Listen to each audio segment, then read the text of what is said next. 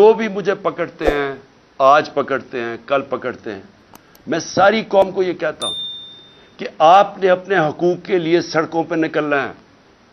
Jail میں کیا فرق پڑے گا؟ جیل میں چلا جاؤں، کتابیں پڑھ لوں گا، بڑی مجھے ٹائم مل جائے گا، لیکن مجھے خوف یہ ہے کہ مجھے یہ اگر ہٹائیں گے اور یہ سمجھتے ہیں کہ اگر میں راستے سے ہٹ گیا تو قوم سو جائے گی۔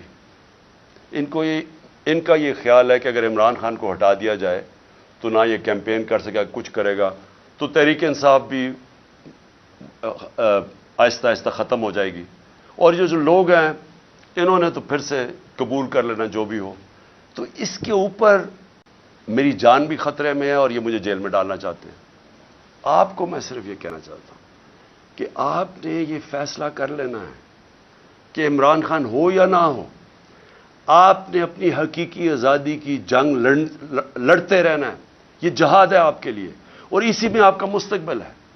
اگر یہ ہم کامیاب ہو جاتے ہیں اس ٹائم پہ، یہ ملک بدل جائے گا۔ جو میں نیا پاکستان کی بات کرتا ہوں، وہ نیا پاکستان آ جائے گا آپ کا، اس راستے پہ ہم نکل جائیں گے۔ لیکن ظلم کے نظام پہ کبھی بھی کوئی معاشرہ اوپر نہیں جا سکتا۔ کفر کا نظام چل جائے گا، ظلم کا نظام نہیں چل سکتا، حضرت علی کا قول ہے۔ یہ نظام کبھی بھی نہیں چلے گا، اور آپ کے سامنے جدھر ہم گر چکے ہیں، آپ کو پتہ ہے کہ کیوں ہے، کہ جب آپ ان چوروں کو این آر او دے دیں اور بیچارہ غریب آدمی جیلوں میں رہے تو اس قوم کی تو کوئی مستقبل نہیں ہے۔ اس لیے جو بھی مجھے پکڑتے ہیں، آج پکڑتے ہیں، کل پکڑتے ہیں، میں ساری قوم کو یہ کہتا ہوں کہ آپ نے اپنے حقوق کے لیے سڑکوں پہ نکلنا ہے۔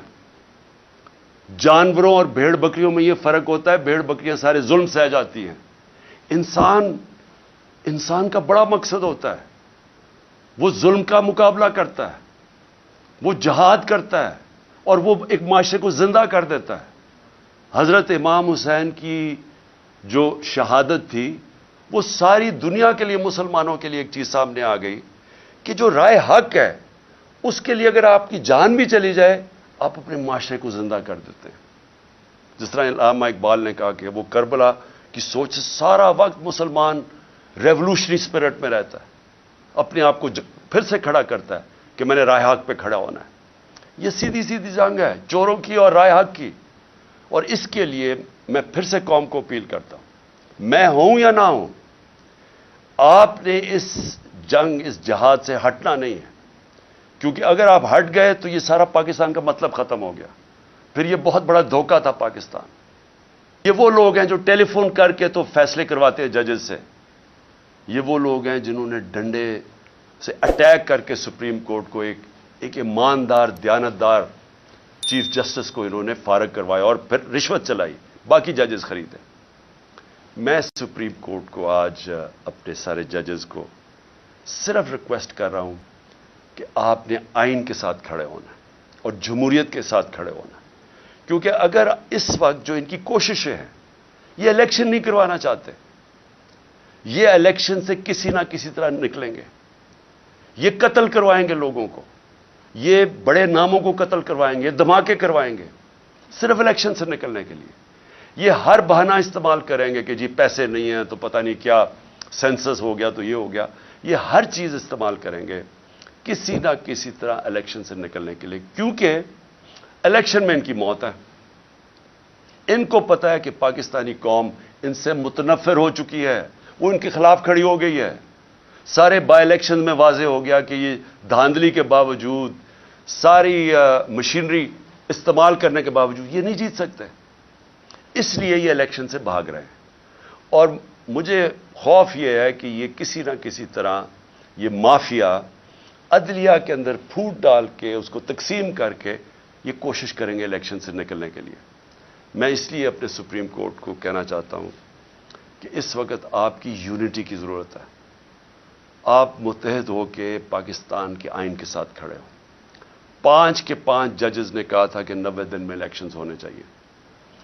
اب پختونخوا میں دیکھ لیں، گورنر صاحب کہہ رہے ہیں کہ جناب وہ الیکشنز ڈیلے کرنے کے چکر میں ابھی تک انہوں نے اناؤنس نہیں کیا، اور جبکہ سب کو پتہ ہے کہ اب ہمارے پاس ٹائم، جو ٹائم تھا الیکشن کروانے کا وہ کم ہوتا جا، آگے ہم آگے نکل گئے۔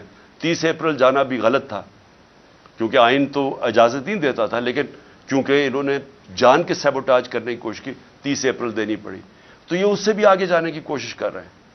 اس لیے میں اپنی عدلیہ کے ساتھ عدلیہ کو صرف قوم کی طرف سے پیغام دینا چاہتا ہوں، قوم آپ کے ساتھ کھڑی ہے۔ قوم وہ اور ہم وہ لوگ ہیں جو صرف اور صرف آپ سے انصاف چاہتے ہیں، آپ سے جو اس ملک کا آئین ہے اس کی دفاع چاہتے ہیں۔